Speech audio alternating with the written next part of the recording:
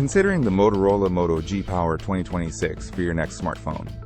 In this honest 2025 review, you'll discover why its nearly 2-day battery life is an absolute game changer for budget phone users, easily powering its impressive 6.8-inch 108 OP 120Hz display and loud stereo speakers for all your media needs. Its sleek, classy design, especially with the Pantone pure cashmere vegan leather, looks far more premium than its $300 price tag suggests, making it one of the most aesthetically pleasing budget phones available. But hold on, the biggest shocker?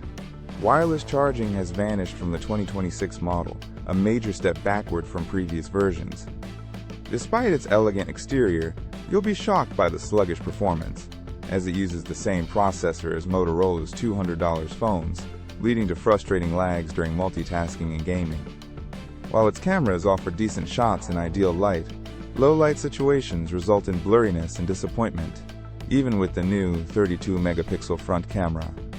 The review raises a critical question. Does this phone really justify its $300 price tag when its core performance feels identical to much cheaper Moto G models?